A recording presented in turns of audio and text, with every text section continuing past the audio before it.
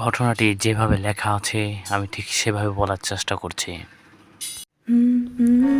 শীতের রাতের ভূত। আজকে আমি আমার দেখা একটি সত্য ঘটনা বলবো। ঘটনাটি গত বছরের এক অন্ধকার শীতের রাতের। অবশ্য ভূতের ঘটনাগুলো সাধারণত অন্ধকার রাতে হয়ে থাকে।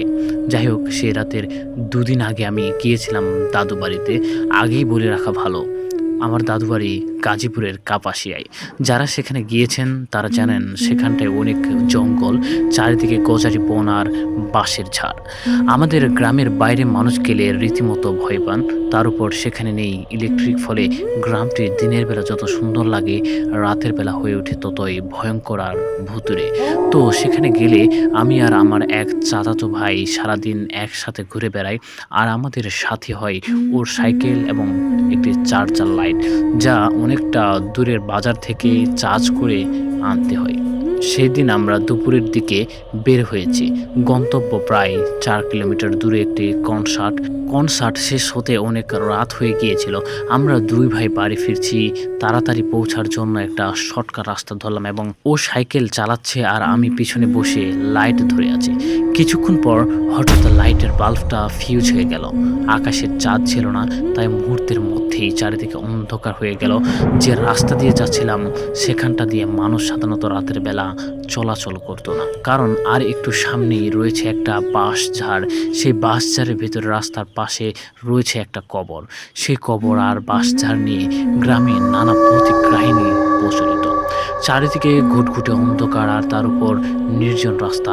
আমরা ভয় পেয়ে গেলাম, কিন্তু কিছু করার নেই। অনেক রাত হয়ে গেছে, তাই এই অবস্থাতেই সে রাস্তা ধরে যাওয়ার সিদ্ধান্ত নিলাম। রাস্তাটি আমাদের ভালোভাবে জানা ছিল, তাই অন্ধকারের মধ্যে সে আমাকে নিয়ে সাইকেল চালাতে শুরু করলো। সেই জায়গাটার কাছাকাছি এসে হঠাৎ সাইকেল সহ আমরা পড়ে গেলাম।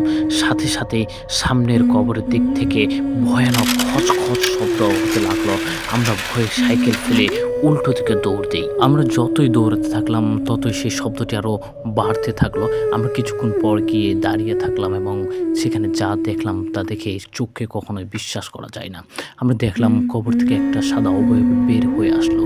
অনেক লম্বা একটা অবয়ব, সমস্ত শরীর তার কাপনে মোড়ানো। দেখে আমাদের শরীরে কাঁটা দিয়ে উঠলো। আমরা ভয়ে আবার দৌড় দিলাম। একটু পর বাজার থেকে লাইট ঠিক করে আমরা দুইজন সাহসী ছেলে এবং একজনকে নিয়ে সেই দিকে এগিয়ে এলাম। দেখি সাইকেলটা ওইখানেই পড়ে আছে আর সামনে থেকে কয়েকজন লোক আসছে। কাছে আসতেই তারা আমাদের জিজ্ঞাসা করলো আমরা এখানে কোনো কিছুর শব্দ শুনেছি কিনা কিংবা কোনো কিছু দেখেছি কিনা। কারণ যা বলল তার সারমর্ম এরকম, তাদের মধ্যে একজন কিছুক্ষণ আগে এই রাস্তা দিয়ে যাচ্ছিলেন। হঠাৎ করে কবরের স্থানটা থেকে ভয়ানক আওয়াজ আসতে লাগলো। সেটি শুনে তিনি দৌড় দিয়েছিলেন। আমাদের আর বুঝতে বাকি রইল না যে ঘটনাটা আসলে কি। জবাবে আমি কিছুই বলার আগে আমার ভাই বলে ফেলল, আমরাও শুনেছি সব।